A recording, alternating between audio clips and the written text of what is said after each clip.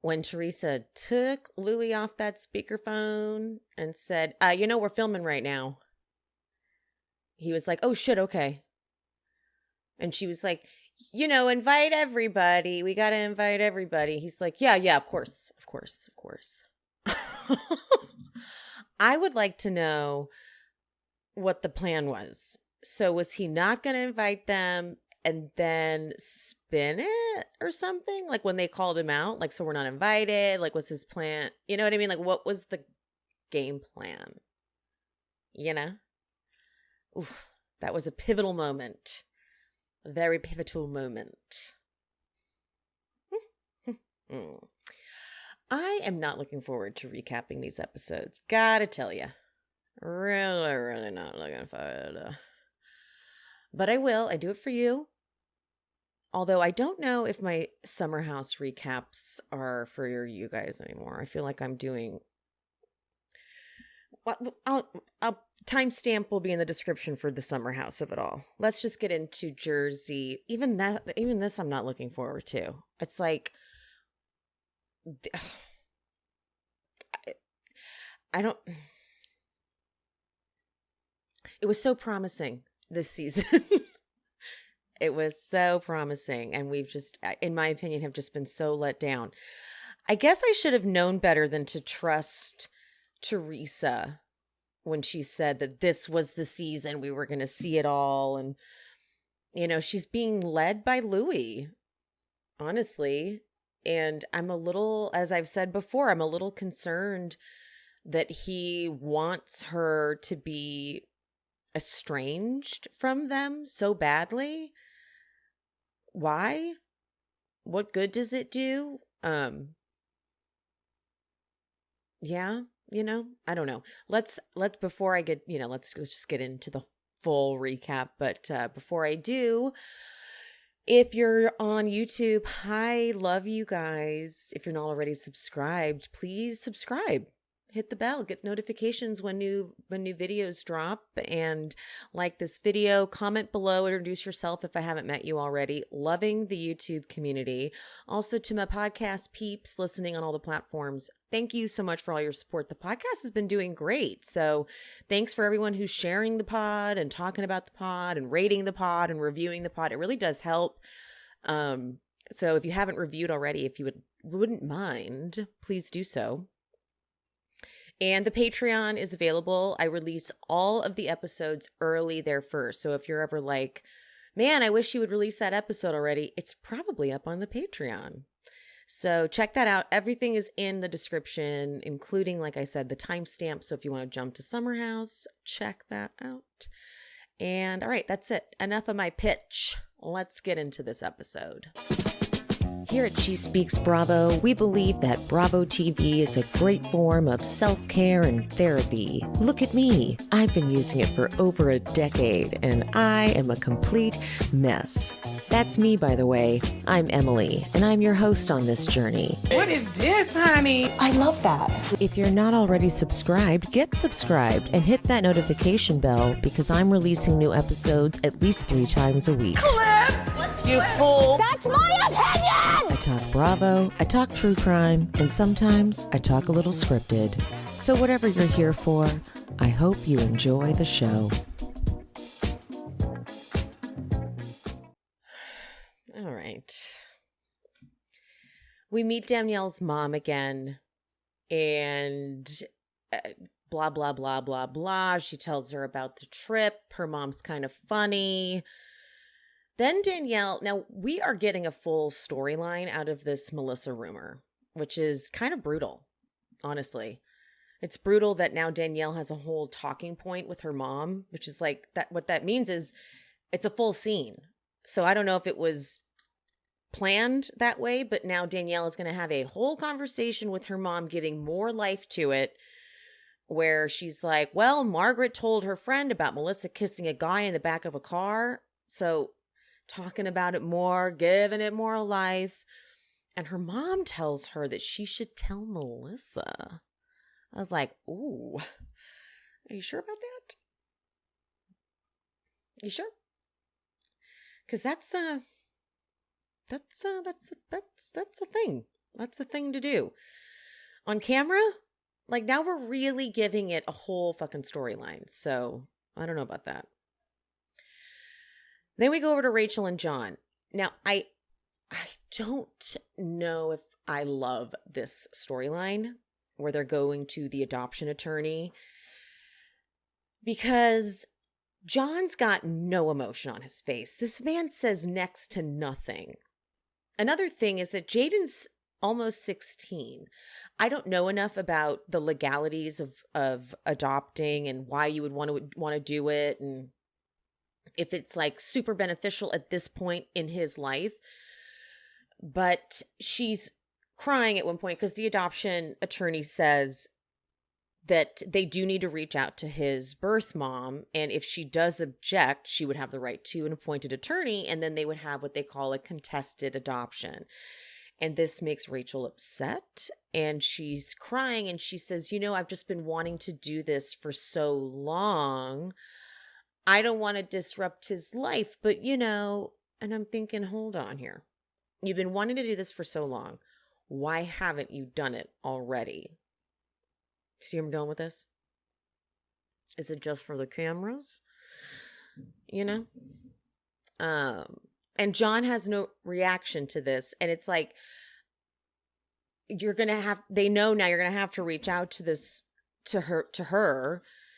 And he is he's 2 years away from 18, but at this point, why now? I don't know. I don't want to put that out there. I don't want to think it's salacious. I do, if in case you missed it, Jaden's birth mom is incarcerated, and she spoke to, I think it was Star magazine, about how John has kept her from him, and she kind of tried to make it seem like there was something amiss, but it seems like she is still a bit in her addiction maybe, and it has some growing to do. It didn't seem on the up and up, and I felt really bad for John. I felt bad for John. Because he doesn't seem like he's trying to badmouth her. He has not said a lot on camera. Rachel's doing most of the talking. I'm just a little wishy-washy on this one. I am. Don't love this storyline. Let's get over to Bill and Jen, though. While Jen was gone, she asked if Bill spent any time with the kids like he was supposed to do. And shocker, he didn't. And Bill says, if I didn't have 5 kids to pay for colleges for, I wouldn't work like I do. Jen makes a very good point. Jen is quite evolved and does a really, in my opinion, a really good job of explaining and communicating what the issues are.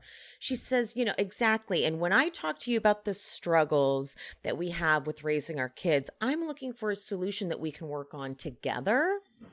As where you're blaming me. And that's why I wanted to see a therapist. And Bill is busted. He's like, well, I'm not blaming you. Yeah, you are. That's why she wanted to see a therapist, dude. Okay? And she does a really great job of explaining in a very gentle, like I thought she had him. Like I thought she did a good job of kind of gently weaving her way into explaining why that's why a neutral third party, someone who's not biased, someone who's not us, could help you maybe see where I'm coming from. And he goes, well, you're the one with the issues, so, I don't think we need to see a therapist. I think it's kind of shitty. I'm done saying Bill's so likable. I don't see why Bill's so damn likable. What's so likable about Bill?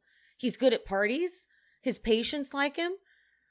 He's a shitty husband at this point. He has proven to be an absentee dad and a shitty husband to Jen. She's trying so many ways to get him to realize that she's struggling, and she's doing a wonderful job of sucking it up. He has not met her halfway. And she even says, if 2 people don't want to come together and make it work, then it's not going to work. And so I don't know where this is headed. I feel bad for her. She's like, everybody loves Bill. I'm like, well, what about Jen? So I feel bad for Jen because Bill is not helping her out at all. No. Teresa goes with her gorgeous girls. My God, all of her girls are stunning. All their bodies are stunning. Lord almighty. They go to try on their dresses. The color of these dresses on all of her girls, like, hello, like a rose gold on that Italian skin. My God, they are just beautiful. And then Joe FaceTimes. It's really interesting to watch Teresa watching them FaceTime with their dad and just, the dynamic of that, because they're not together anymore. They're divorced. And it's so weird to watch them be in this divorced relationship. Like, it's real. They're in a divorced relationship. But eventually Teresa, she says, Joe, I told them, I'm praying that, and then she starts to cry. And, whenever Teresa cries, it's like, it's just such a foreign thing to see. She says, I'm praying that one day, you can come back here. And then when Joe says he appreciates all that she does for his girls, I mean, I'm getting choked up. It's just the history there, the shit they've been through. This is why we love Housewives, because the history we get. We've been with these people for so many years. There's nothing like it. And when Joe goes, as long as you's a happy, that's all that matters. Whenever we get a use guys. Joe was wearing a construction outfit, right? Anyway, Marge, Lexi, and both their moms go to lunch. And this was a moment basically for Lexi to talk about how much she appreciates Marge, letting her stay there. And for Marge to say, you were there for me. We've known each other for forever. They cry. And then Marge Sr. goes, I don't understand how Teresa is so nasty to Melissa and Joe. I'm like, oh, thank you for throwing that into the scene. And we're done? Okay, thank you very much. We're just moving right along this episode. I'm like, okay, what else we got? Like, okay. Melissa and Joe's house. I am not going to take this away from Antonia. To get straight A's, to be on the honor roll, Melissa reads the note from the superintendent. Amazing. She applied to 8 colleges. And then up comes Donna Marco just honking that horn in the new car. And I have to say, Antonia's reaction to this car is the best, one of the best we've seen from a kid. Most of the kids are like, get me in that damn car, it's mine. And she's crying, she can't believe it. It's actually really sweet. But Melissa and Joe discuss the Ireland trip. I was a little surprised at her version of the painting, how she drew the family in Italy. She says, I sobbed and then I gave up, to where I don't even want to argue with her anymore. And I was like, oh, that's so interesting. Like, she cried and it wasn't a moment of bonding. It was like, I'm done. And I want to say, as much as I give Melissa a really hard time, because I don't think she's ever really owned up to the stuff she's done. It's always just been Teresa. She's done everything. Melissa's been through her own experience too, so I don't want to say she's not allowed to have her own feelings in all of this. I just was surprised. I was surprised that when Teresa came up and hugged her, but you know what? I guess she has the right to be done. But to hear Melissa say, we're going to go to the bridal party, we're going to just get through the wedding, and then we're done.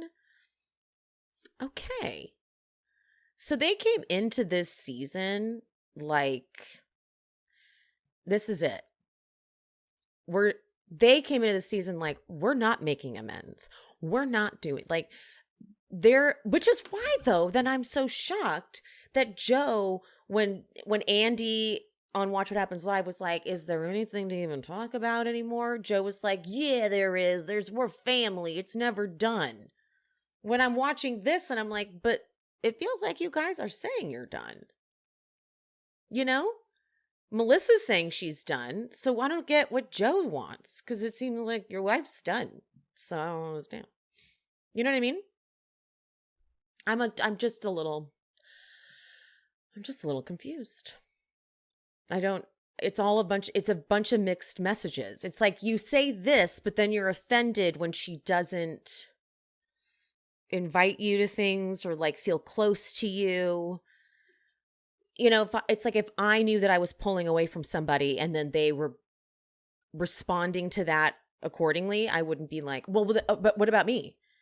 You know, it's like then they're feeling the boundary I'm putting up and reacting accordingly, right? And I respect it. I think that at this point it's correct. They're picking up what Louie is putting down. But then okay. So next week when Louie's like, I'm pulling you out of the snake pit, why was he running after them and saying he loves them and stuff? There's so many mixed messages. I just don't get it. Pay attention, please. So I moved in with my sister in 2020, and I've always hated the backyard. It's just so dry and dead. She's lived here forever, but she's not like bougie and annoying like I am. Planting grass is quite expensive, and it's a lot of water, and it's a lot of upkeep and difficult to do. But I thought, man, if only we could like plant some trees and be like Yolanda Foster and have a bunch of lemons trees and stuff. But it just seemed like a task that we could never accomplish. Literally, along comes a sponsor. I call my sister and I said, we're going on fastgrowingtrees.com right now. And we've been having a field day on this website. So let me tell you about fastgrowingtrees.com. Their plant experts curate thousands of easy to grow plants, shrubs, tree varieties, for your unique climate. Because you see, sometimes you don't know exactly what works for where you live. Not to worry, because on fastgrowingtrees.com, they give you customized recommendations based on your area. Yeah. Plus, their plant experts are always available to help keep your plants growing healthy throughout the season and beyond. I think that's super cool. And the best part is you don't have to wait in line. You don't have to haul heavy plants or anything like that, because with fastgrowingtrees.com, you order online and they're delivered to your door in a few days. And with Fast Growing Trees 30-day Alive and Thrive guarantee, you know everything will look great fresh out of the box. So join over 1.5 million happy Fast Growing Trees customers. Go to fastgrowingtrees.com/bravo to get 15% off your entire order. Get 15% off your entire order when you go to fastgrowingtrees.com/bravo. That's fastgrowingtrees.com/bravo for 15% off your entire order. Don't think that I'm airheaded and stupid, because that's what pissed me off. Dolores and Frank go to dinner, though. Let's talk about something that's adorable. And just not adorable. It's, you know, but it was adorable. First, it's Paulie's idea, actually, that they sit and talk about it, which is ironic that this is such a concept to them. like, wow, go and talk about it. I'm like, have you not done this yet? You haven't just sat and talked about it? But you know what? This is how they do things, okay? But Frank comes in wearing that leather vest, and I lived for Dolores making fun of him. If that wasn't acknowledged, I was going to be very disappointed. Because I was like, what the fuck is Frank wearing? If she hadn't acknowledged it, I was going to be like, okay, this can't be normal. Because if it's not acknowledged, then it's totally normal and acceptable. So I love that she made fun of him. Dolores orders for Frank. Did you guys see that? That's just, that's how far back they go. And Frank brings up that Frankie, he's got his dream job. He wants to celebrate it. And he wants to go out, but Frank wants it to just be the four of them. And this is silly. Silly because Frank's been with Brittany for a long time. On and off, I guess, on and off. How does Brittany not give a shit about being a part of things like this? And so Dolores is like, well, Polly will go to that. And he's like, no. And she goes, well, Brittany could go too. He's like, well, I just miss it being the four of us. And I had a realization. It's because Frank missed out on their childhood. He didn't get family time. He didn't get Dolores, the wife, me, the dad, and the kids. So he's trying to do that now. And Dolores is like, you had your time, dude. Unfortunately, I've already done this. And I would like my partner now to be a part of it. And she's like, our family can expand. It can grow. And how does your girlfriend not want to be a part of this? And I think that's the issue. I do. I think that is the problem that we're running into. And Dolores is saying, an outsider is going to come in and look at our relationship and be like, what's going on with them? And Frank goes, well, it's your job to set it straight. Dolores says, well, I have to consider his feelings. Frank goes, in my opinion, there's no reason why you can't have that conversation and still have me in your life. Polly shouldn't have a problem. Dolores says, Polly doesn't have a problem. I have a problem.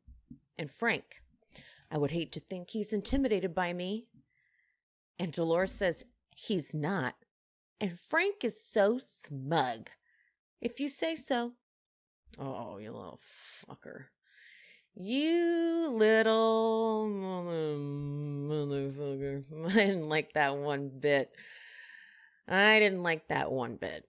In his confessional, Frank says that ever since his mom passed, when something good happens or happy happens, he used to call Dolores, but now he can't call Dolores because she's like off limits. So now he's lost his mom and his best friend. And while that is touching and sweet, and I do feel for Frank, you have a girlfriend, And I like that Dolores is holding her boundary. What a new concept for her, right? What a new fucking She says, I'm sorry about how you feel, but it's nice to finally say, I belong to somebody. Because I haven't gotten that since we divorced. I love the way she talks. When he starts to cry, she says, go to the bathroom. She says, get your ass to the bathroom. Don't make me look at this. Okay? She says, I'm asking for a boundary and some space. That's right, she is.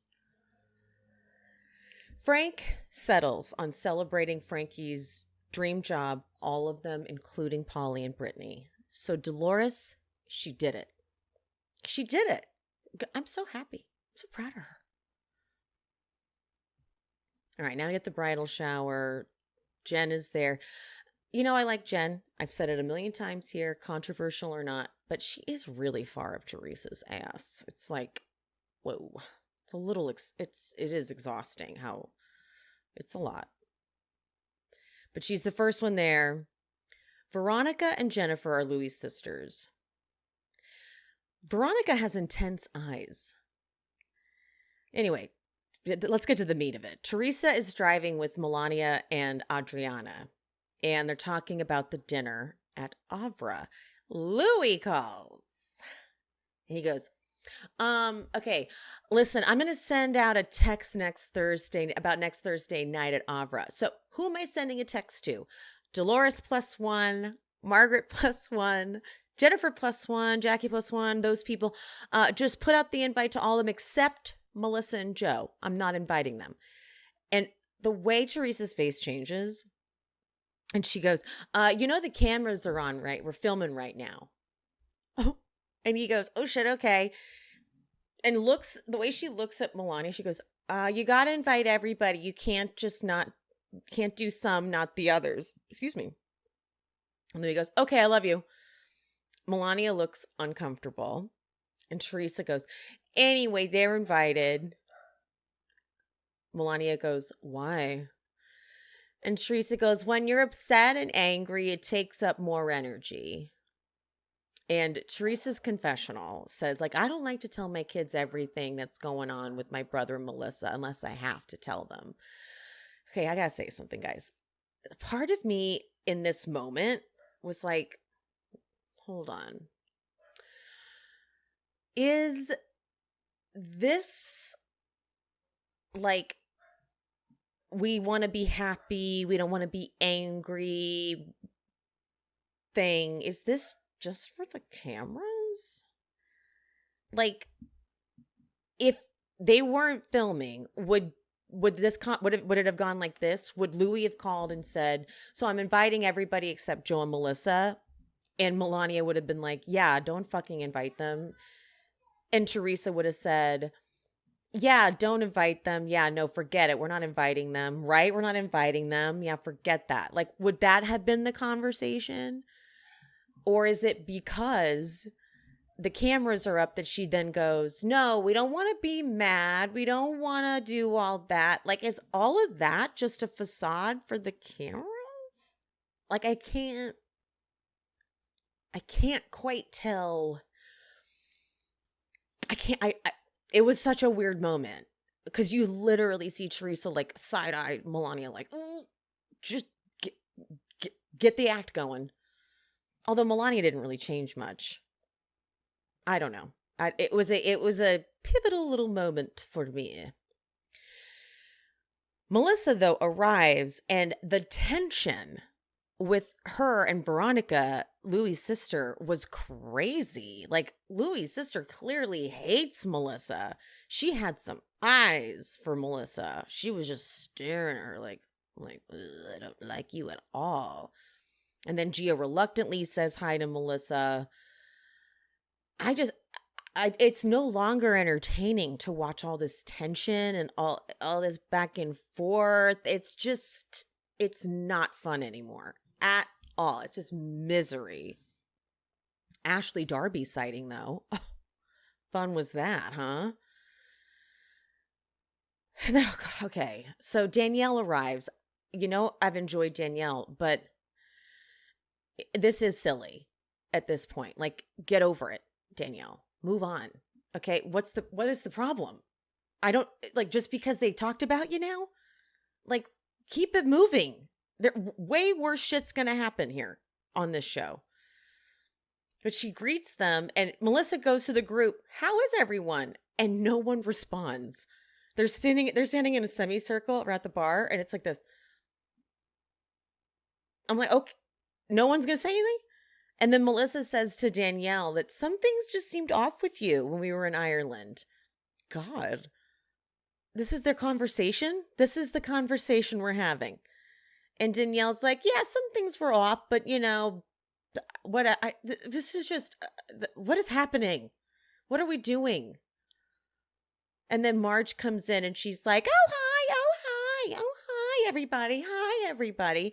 This is the problem with this cast. It's so split that the chemistry is so off. Like, Melissa and Teresa don't belong together. And so then you got Marge, Melissa, Jackie, Rachel, essentially. It's just too split. Like, we need to start over. We need a real overhaul on Jersey because I can't do this anymore. It's just so uncomfortable. And then Teresa's big surprise. Great cut over to Melissa, though, during the surprise, because she's just like, oh, whatever. And, yeah. Blah, blah, blah. Surprise, surprise, surprise. She's so happy. I'm sorry. I just don't care anymore. Like, it's like, there's so much tension around this thing. Yay, I'm happy for Teresa. I am. I'm just very concerned about Louie. There's no prenup. I'm really worried about it. And she's so whisked off her feet with everything, and I'm just nervous. Danielle has so much tension with Rachel still. And she's like two different people, you know. She's really cool, and then she's, you know, she's not. But honestly, that could be argued about any of them.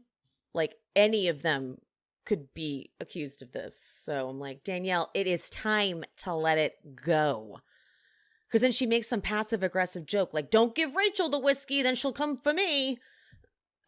Okay, like, this is, if you talk about her telling Margaret what you said one more time, I'm going to lose it.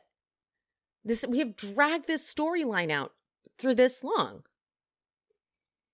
Then once again, Teresa makes a speech where she talks about how thankful she is for different people, and she doesn't talk about Melissa. And it feels like a slight.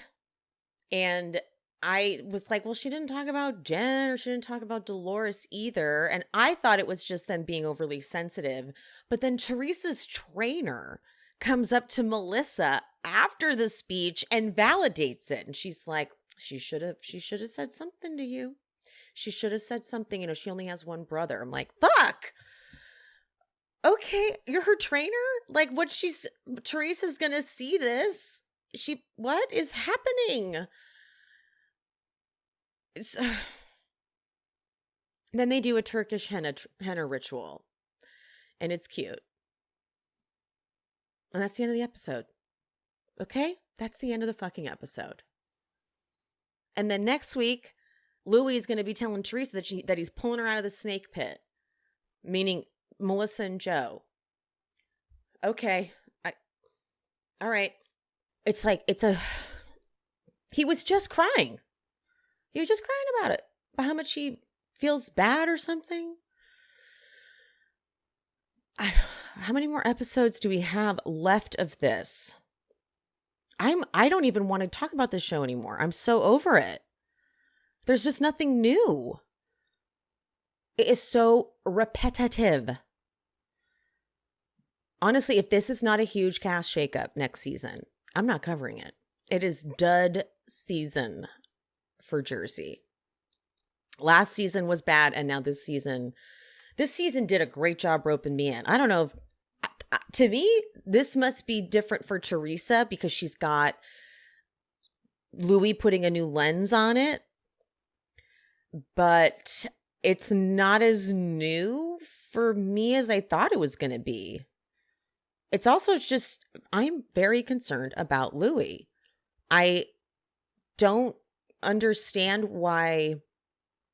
I still don't see how there's not some mutual disrespect going on between the two sides, if you will. I absolutely see the Melissa and Joe stuff. If you've been following my coverage of this from the beginning of the season, you'll know that I'm by no means like hardcore Team Gorga. I'm just confused as to why the flip. Maybe we'll have answers next week, but the teaser didn't make it seem like we were going to get any. Oh, God, you guys, I'm sorry. I wish I could give you more, but this is the content they're giving me to talk about, and it's not a lot. So we're going to go on to Summer House, and I don't even really want to talk about that either. Okay? Wait, what? Well, I used my code yet again to buy the exact same pair of cozy pants from Cozy Earth. So now I'm going to have 2 pairs of Cozy Earth cozy pants. But they're so fucking comfortable that they're the kind of cozy pants you have on that you're like, oh, I guess I have to wash these, but then I have to wear the other pants. So there's no wonder Cozy Earth has been featured in Oprah's favorite things. Okay. All products are made from responsibly sourced viscose from bamboo. That is why I've never felt anything like it. Because I've never, until they sent me the sheets that they have, the bedding that is made from viscose from bamboo, the temperature controlled sheets. I'll never get over that. I get into these sheets and I just am like, how? What is this? How? All products, by the way, come with a 10-year warranty. Still don't get it. How do they do that? They also do make bedding that comes in linen. I might have to try that. I'm going to have the entire Cozy Earth line using my code. Am I the only one using my code? Y'all got to use my code. And Cozy Earth has those premium bath products also made from viscose from bamboo. They offer their Lush collection and their new Waffle collection. Cozy Earth has provided an exclusive offer for the listeners and me. 35% off site wide when you use my code She Speaks. So CozyEarth.com. Use my code She Speaks at checkout to get 35% off. Don't activate me because you've not seen me activated. Okay. We've got Sierra's 1-year New York City anniversary party thing.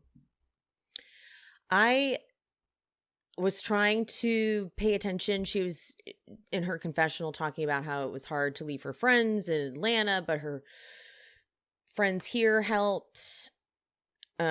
Something about quality, the good stuff, the meat and potatoes. So painfully boring confessional. Chris arrives and realizes that the chick he went on that date with is there, and he's like, well, she fully ghosted me, fell off the face of the earth. Remember how he said that he had a great date with her? Sorry, I shouldn't revel in that. My luck is that when I do finally start like dating again, I'm going to be ghosted left and right. Lindsay and Carl arrive. They arrive with a gift in hand, and there is tension between her and Danielle. And Lindsay's confessional says, it sucks to be in a bad place with Danielle, but she's proven to me that our versions of being friends seem to be very different. And that's true. Whether you're, siding with Danielle or relating to Danielle or relating to Lindsay, they're their version of friending is very different. Paige and Craig arrive with flowers. Now, I gotta say something about flowers. They're very lovely, but what the hell do you do with them? She's at a bar. She's gonna ask if they have a vase to put them in. She's gonna walk home with them later at the end of the night when they're gonna go bar hopping. What the hell do you do with flowers? Chris goes and tells Carl and Kyle about Cassidy ghosting him. And then that leads to them talking about how Carl is going to be proposing. And I, of course, found it interesting that Chris was in on this. And we find out later that it's because Chris is going to be taking photos. And obviously, we know how that turns out in terms of Danielle not knowing. And we'll get to that. Amanda, Sierra, Craig, and Paige have a little girl talk about life in NYC. And at first, this sounded like the weirdest thing to say. Craig is asking what it's been like to date people in New York. And he's like, what's it like to, date someone you don't know? Over here, Paige is telling me she went on dates with people she didn't even know. And they're like, well, yeah, that's a date. And Paige goes, that's because in Charleston, they all date each other's girlfriends. And it's like, oh my God, duh. It's true. They all know each other. And this leads to Paige's confessional where she's like, this is the stuff that makes me think he may not vibe with New York City. He might get scared. And you know what? It's true. Charleston's small and New York is, I'm intimidated by New York. I remember the first time I went to New York, with thinking I might live there, I got off that subway. It was summer and it was trash day. I didn't know that they just pile up bags of trash on the damn sidewalk. Bags of it. I was like, okay, this is different. And as Paige says, if you can make it there, you really can make it anywhere. It's not easy living. But there's something so special about New York. And that's why I never argue when there's the whole debate LA or New York. I'm like, New York can have it. Absolutely. We are pussies out here in LA. I'll tell you that much. We don't have that level of culture by any means. And I'm from LA, born and raised, okay? So you can try to come for me, but we can give it to New York. Okay, they got seasons. All right? Seasons. Snow. We don't know what that's like. Okay, we gotta give that to them. All right. Sierra gives her speech, thanking everyone, and she cries. And her ending of it was, look, speeches are dumb. I think most of the time speeches aren't great. Across Housewives, across all shows, I feel like they're always pretty, in Mean Girls when Tim Meadows' character goes up to Katie and is like, you really didn't have to make a speech. It's usually like that where you're like, you don't have to do it. But she's like, let's just agree to get fucked up together and always have a good time. And if you want to fight with me, let's fight. Yeah, just didn't have to do that. All right, now we're back in the Hamptons. Amanda and Sierra are not going to be there. And I think it's kind of rare that we'd get a Kyle without Amanda situation, but I enjoy it. Thank you. But Kyle, on his way up, calls Lindsay to check on Carl. Carl, who literally gave himself a panic attack and had to go to the hospital because Kyle's like, this is the proposal. And I completely forgot that Kyle was also panicking and having like heart problems when he was going to propose to Amanda. I completely forgot about that. So this is a thing. It's a little thing. It's cute though. Anywho, Danielle and Chris are going to be hosting a Latin night, and she's going to make her mom's empanadas, and Andrea's there. So, you know, great times. When Andrea's there, it really does just liven up the whole house. Chris, Corey, and Sam arrive together, and Corey, thanks to the Reality Is pod, she discovered that Corey is liking all sorts of transphobic posts.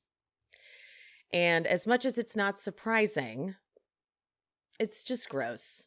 It's gross. Candace Owens posts and nothing about trans in sports type of stuff, just trans anything.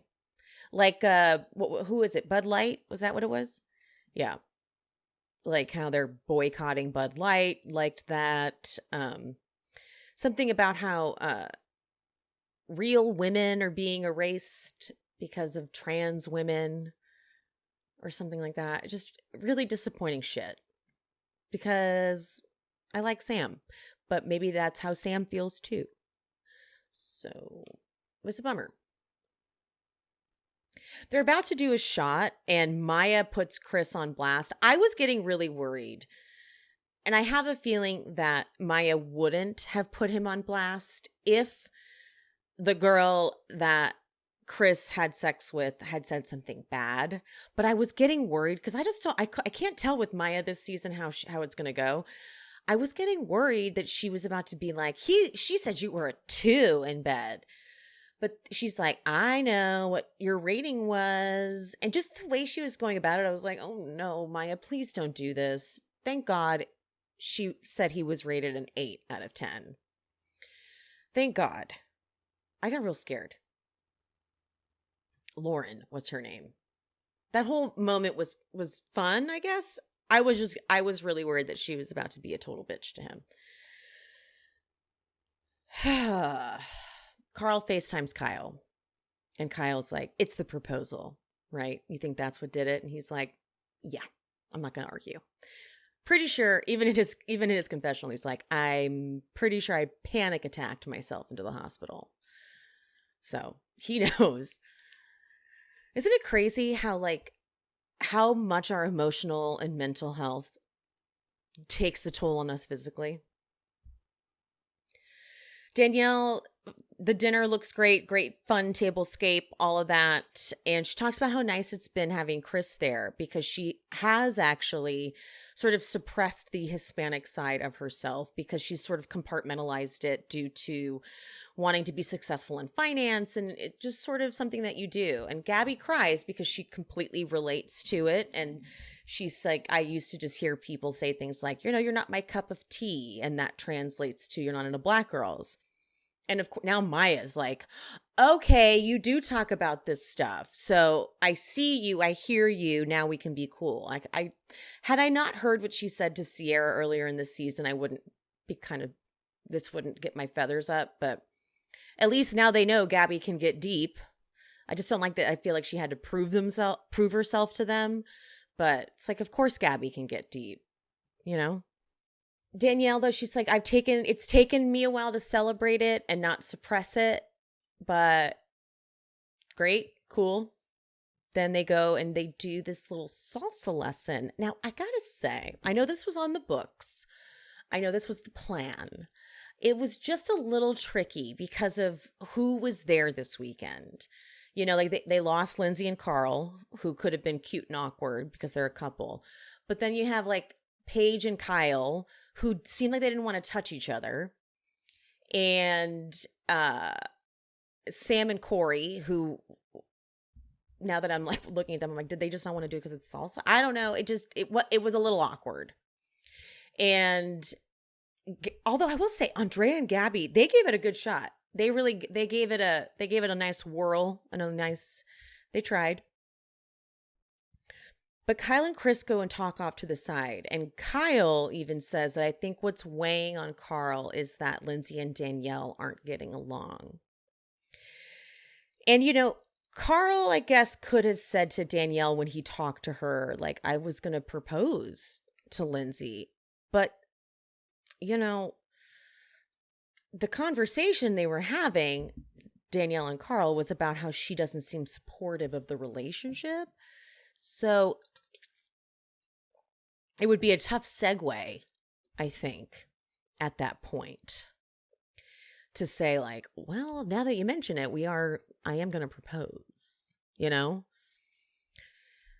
This episode, to be honest, it's a bit of like a filler until we get to the big episode next week. So I'm kind of rushing through it because we're going to really get into the nitty gritty next week. So both Jersey and this episode and Summer House were kind of fillers, in my opinion. Why does Danielle sleep on the couch this night? They were doing the bed roach. I guess, whatever. I don't care. Whatever.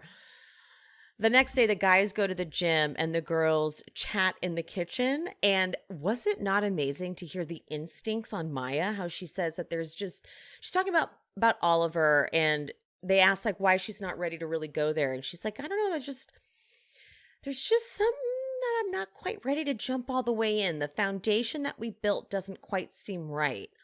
What instincts? Because it turns out that he was not a good guy. Way to go, Maya. Way to trust, way to be on to something, That was good. So Carl and Lindsay arrive. I just get sick to my stomach. They arrive and I'm like, oh no, here we go. It's going to be all tense and it's going to be all terrible and I hate it. I don't enjoy it. I don't enjoy I'm like, how is Danielle going to be? How is Paige going to be? How are they all going to be? Because it's just all uncomfortable. Completely. If it's going to be the same casting, next season, I'm definitely not covering it because I don't even really like watching this show anymore. You know what? I think what's happened too is that what this season is showing is kind of how flimsy the structure is of Summer House. Conceptually, it's like it's a show about these people who get a summer house. Okay. What is the longevity there, period, right? It's an easy show to shoot because it's like, well, we just do it on the weekends. But now we've gotten so attached to these people that they're talking about maybe we take it to the city more. Maybe we don't make it summer house. Maybe we follow their lives in the city and get to know them on a different level. Maybe we keep the summer house show going, but we turn that into a different cast altogether. Because when there is tension with the core cast, it's like, why do they keep going to this summer house then? Why do they keep choosing to show up at this fucking weekend house together if they don't like each other? It doesn't make sense. It's one thing to go to events, events where you would want to show like Housewives, there's that level of suspended reality where we're like, it's a stretch, but I can get on board with it.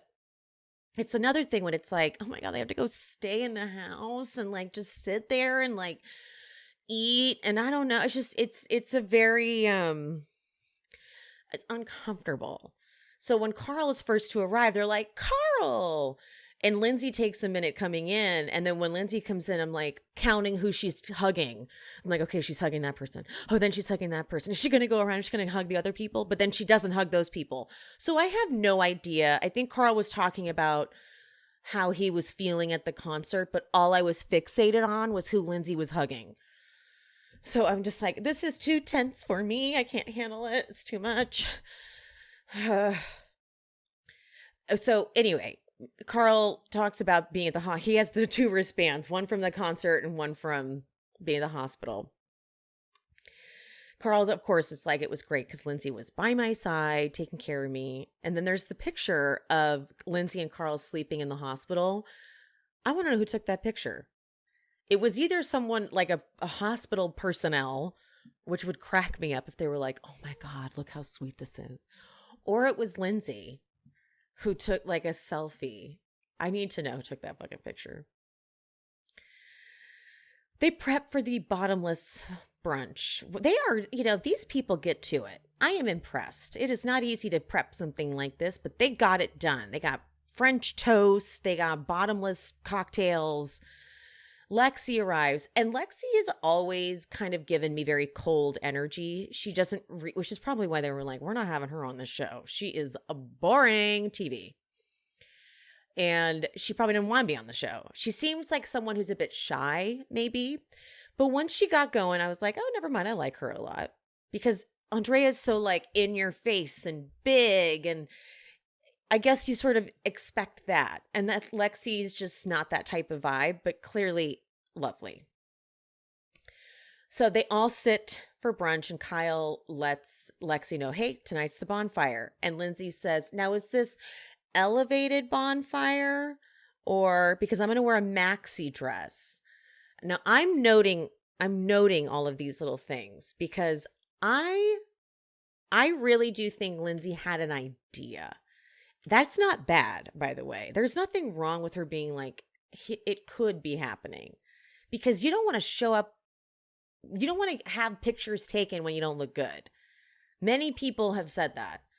Many women have said, I wish I'd fucking known that this was going to be, I think that was even, was it Brittany? Someone said that, I think it was when Jax was going to propose to Brittany, someone said, make sure she looks good because it sucks when it's like, oh, we're just going to go down the street and you've got like scrubs on. You're like, I'm taking photos like this, you dick. So I'm just noting. For some reason, Andrea asks to be put on the spot because he's like, I got my girl here. Because, I guess he likes to do that. And Chris is like, you want to be put on the spot? You want to be put on the spot? And everyone's like, no, don't let Chris do this. And sure enough, he's like, what's it like to be here with Paige and Lexi? I like Danielle goes, I knew that was going to flop. I knew this was not going to go well. Yeah. Maya looks at the camera. Like they zoom in on Maya and she's literally like looking at the camera like, cut. Cut it. Get us out of here. It's bad. Anywho, the girls talk about Sam and Corey in the kitchen. And as much as I'm sure Paige will spin it and be like, Lindsay was being shady, but Lindsay asks a valid question. She's like, I like this, but is this just how he is? Because I know that he did this with Jess in Vermont. Valid fucking question, okay? She's been around the block, Lindsay. She knows how this goes. Because I could sense Paige being like, what are you doing? I'm like, well, hey, she's asking a good question. Corey could be like a thirsty motherfucker. And, she's right to question him. But Paige is like, no. And it's true. And by the way, please don't bring up Jess again. That's the last time we talk about Jess. Ever. Don't flash back to Jess. We're done talking about Jess. Jess is retired. We never have to go back there. Right? Are we all happy about R.I.P. Jess? Thank you. You're done. Lindsay, Carl, Andrea, and Lexi, who clearly I think they must have somewhat of a friendship outside of this. Because we've seen a bunch of them on social media together. And Lexi asks, like, how long have you guys known each other? Those sorts of questions. And Carl remembers that Lindsay was wearing a blue dress when he first met her. Immediately, my brain remembers that Lindsay is wearing a blue dress in the pictures they released of their engagement, of their proposal. So I'm like, she fucking knew. She not knew. Like, it's not like I don't think she knew literally, like she was like, Carl proposed to me and do it like this. No. She just I swear she had a hunch. And that's not bad. They're not bad. I swear though. Because he said she was in a blue dress and I was like, she knew. She had an idea. And then Lindsay asks Lexi to walk them through what it was like when Andrea was trying to get back with her. I honestly, because you know me, I seem like I'm dead inside.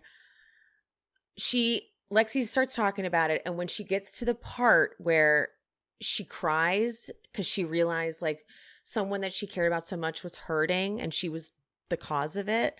She's like, I'm not crying, sad. It's like a bit happy because we found our way back to each other. I started crying. And I literally write in my notes, okay, good, I'm not dead inside.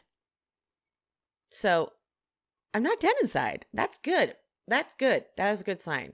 So I do love when it feels like really genuine like that. It was very sweet to see that. That was very, very sweet. So Lindsay, these little moments, right? It's so funny to be in on the secret. Lindsay tells Lexi, like, I guess we have to leave early to get firewood. And you're like, oh my God, I know why you have to leave early. But I'm still convinced she's got a hunch. I am. Because when she goes to show Paige her dress, it's little moments like these where I'm like, also makes me think like, see, Lindsay and Paige get along. I just don't understand it. Like, why do you guys hate Lindsay so much? Like, she likes you guys. She's nice to you guys. I don't get it. That's one thing. But I'm also like, maybe she was just showing Paige to be like, is this cool? Because she's not talking to Danielle. So maybe that's why she was doing it. But her hair is super, it's like her hair, her makeup, the dress, it's just giving me romantic. So I just, like, Lindsay's hair is rarely like that beautifully curled and like, you know what I mean? She doesn't normally look like you know what I'm saying, right? So then, Carl and Lindsay go to the beach. But meanwhile, Maya, Sam, and Danielle talk about Sam and Corey. And Sam jokes because Maya tells her about the conversation she had with Corey, about how he says he likes her. And Sam jokes like, oh, maybe Corey will propose this weekend. And Maya says, no, that's for someone else. And of course, Danielle's like, why do you say that? Like it freaks Danielle out. And Maya is like, well, I saw them having a conversation. Here's my prediction. And I was pretty fucking blown away at Danielle's response to that. First, she says, I don't even think I want to come next weekend if that's what's happening. And then she says, well, they can live happily ever after. And storms off.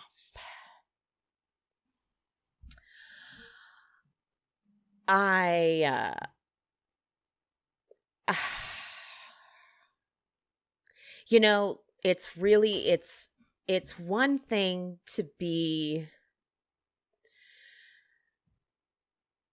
I'm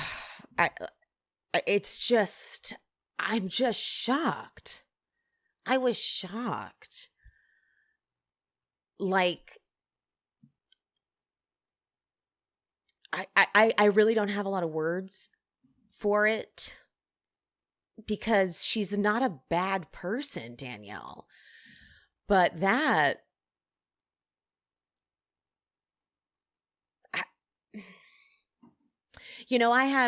my best friend got engaged. But at the time she got engaged, we weren't really in each other's lives all that much. And it wasn't bitter though. That's the difference. Like it wasn't contentious. We had just kind of like our lives were just in different places. And I'm trying to relate to Danielle here. I know she just had a conversation with Carl. How about this? I'm struggling here.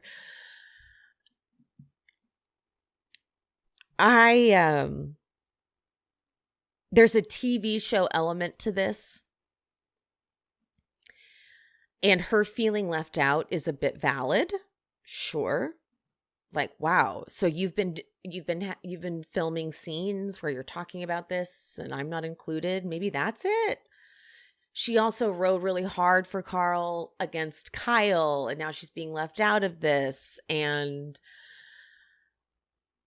I just, for her to say they can live happily ever after, then it's like, oh my God. I don't want to dive too far into this because we're going to get so much more of it next week. And a lot of the time when you hyper fixate on something that happens in one episode, the next week there's so much more to dissect that you kind of waste a bunch of your analyzation on the episode prior. But that's just how I was shocked. I can't articulate it more. They didn't give us much more to go off of. Yeah. So the proposal. Carl does the proposal. It was very sweet. We'd already, like, the bummer is we'd already kind of seen a whole bunch of it on social media. So it was like none of it was a surprise to us, to me at least. I really honestly think Lindsay knew what was happening. As soon as she started seeing the signs, I'm like, she knows what's going on. And even when she's like, should we sit? And he's like, no, stand for a bit. She's like, I know what's happening. He does the proposal. I did not cry. I felt that she knew what was happening. I know she's touched. I was uncomfortable. I thought it was super. Like I said, I know that I'm a little dead inside, but I'm not totally dead inside, but I just was a little uncomfortable. I thought it was a little cheesy. When she said, I'd marry you 1,000 times, I was like, oh God. But Lindsay's cheesy as hell. She's the most romantic, cheesy, I love love bigger than love is love. She's just that person. So, I tried my best to look at it straight on, but this is their love is not my love language. So that's my thoughts on it. I'm sorry. I can't I should never ever, and I've said it before, I don't doubt they're in love. This would be the dumbest thing to accuse them of. Like, they're not in love. What the fuck are people saying? Like, they're not in love. I just don't speak this language of love. And I've said repeatedly, I'm no expert on it. I've also never been engaged. I'm not into marriage and weddings and stuff like that. So this is not my wheelhouse. And I don't ever want to come across like I am not open to. I've heard some people think that I'm sounding condescending. I think what you're hearing from me is I am feeling defensive when I do these recaps, because this is the first time I think that a lot of maybe new people, new listeners are not agreeing with my take. And I'm getting like essays from people in my DMs about why I'm not seeing it right. And as I'm starting to say things, as I do these recaps, I'm like preemptively defending myself. And that's probably not a good place for me to be coming from, right? That's probably like not the vibe I should be portraying. But it might be coming across as condescending when really I'm just feeling defensive. So let me just maybe stop doing that, because we are all entitled to feel how we feel about this. We all see this from our own lens. And I know that my tagline is I'm a complete mess. And it's funny, but I am a mess. I have made a lot of mistakes. I've never really had a full relationship that's healthy and loving and supportive. And I don't know what it looks like. And so watching Carl say those things and watching Lindsay be that open was so foreign to me and uncomfortable that I looked away because I don't get it. So I am not an expert on all things. And there are going to be times where I'm just, if for lack of a better word, wrong. I'm going to also say this. I will get two different types of DMs right now. I will get a long-winded DM about why I'm misreading Danielle and that she's just judgmental, she's just jealous, she's just X, Y, and Z. No grace should be shown. I'll get that one. I will also get the DM that's, you're giving Lindsay way too much credit. She's just manipulative. She's just selfish. So as right as you feel, know that someone feels equally right and that you're equally wrong. So when there's a split feeling like this in the audience, it's really tough to cover because I can see the nuance and the middle of it, and then I end up pleasing nobody except for the few who can see where I'm coming from, see both sides. But if I am coming across as condescending, I do want to change that, because I think what's happening is I'm going into this defensive, and that's not, I shouldn't do that. I am accepting of the fact that we are going to have different experiences with this, and it's been a really rough season, and Summer House really should not turn into this, but it has, and here we are. Yeah, it's a tough season. No one is, well, I wouldn't say no one is wrong. I don't want to just blatantly hate Lindsay or blatantly hate Danielle. Like when people write crazy comments like Danielle or Lindsay's just fucking manipulative and hates women, I'm like, whoa, we're going to say that. It's a little insane. Relax. Or, Danielle's just a selfish person who's jealous and blah, blah, blah. It's like there's a middle road here, especially since I've heard good things about the reunion. I heard Andy himself said there was progress. And so we're going to be feeling real weird if we've just vilified one or the other and now they're going to be able to make up, Let's keep our heads on straight. But I do apologize if I've been coming across condescending. It's been me being defensive. So sorry. On that note, stay messes out there. Love you. Mean it. Bye. I hope you guys enjoyed the show. If you did, would you mind leaving me a 5-star rating and review on whatever platform you are listening? If you're watching on YouTube, don't forget there's the super thanks option down at the bottom, the little button with the $ and the heart. And also I'm on buymeacoffee.com/SheSpeaksBravo if you want to buy me a little coffee or 2 or 5. And my Patreon, that is where I'm covering all of the classic Bravo jams. If you want to follow me over there and subscribe, link is in the description. And follow me on Instagram and TikTok at She Speaks Bravo. And whoever the guest was for today, all their information is always in the episode description. So if you want to follow them and check them out, check there for the info. And any of the sponsor codes that I mentioned in this episode will also be in the description. I love you guys. Thank you so much. I appreciate you. And I'll see you next time. Bye.